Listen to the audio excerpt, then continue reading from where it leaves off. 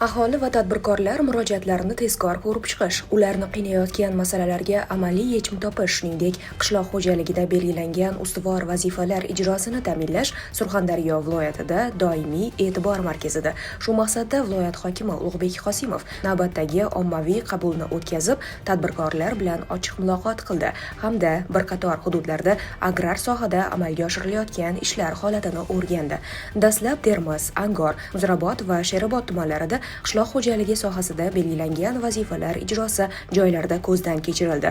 Xususan, g'o'za maydonlarini parvarishlash, agrotexnik tadbirlarni o'z vaqtida amalga oshirish, oziqlantirish va sug'orish ishlari, dalalarda mehnat qilayotgan suvchilar uchun yaratilgan sharoitlar hamda chekanka jarayonlarining borishi o'rganildi.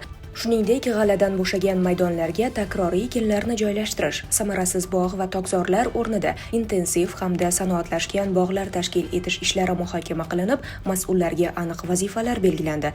Shundan so'ng tasdiqlangan reja grafika asosida tashkil etilgan ommaviy qabulda videokonferens aloqa orqali markaziy va hududiy studiyalardan 108 nafar fuqaroning 135 ta masala yuzasidan murojaatlari mas'ullar ishtirokida ko'rib chiqildi. Murojaatlarning 24 tasi joyida ijobiy hal etildi. Qolgan masalalarni amaldagi qonunchilik talablari asosida o'rganib, hal etish bo'yicha mas'ullarga aniq muddatlar belgilangan holda topshiriqlar berildi. Haqiqiy qiynalgan odam nafaqa ololmaydi.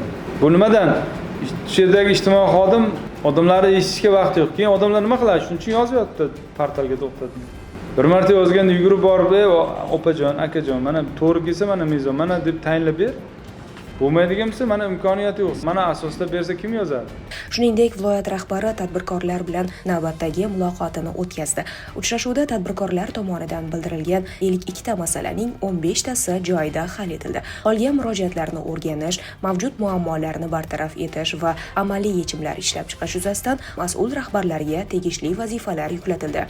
Viloyat hokimi aholi va tadbirkorlar murojaatlariga befarq munosabatda bo'lish, ularning muammolarini hal etishda sustkashlik yo'l qo'ygan mas'ullarga nisbatan qat'iy choralar ko'rilishini ta'kidladi.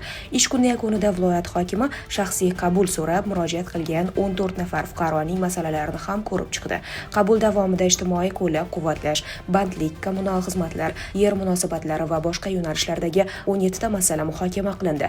Murojaatlarning 6 tasi qabul jarayonida ijobiy hal etildi. Qo'shimcha o'rganish va vaqt talab etiladigan masalalar bo'yicha mas'ullarga aniq topshiriqlar berildi. Barcha murojaatlar ijrosi bo'yicha muddatlar belgilanib, ularning bajarilishi nazoratga olindi.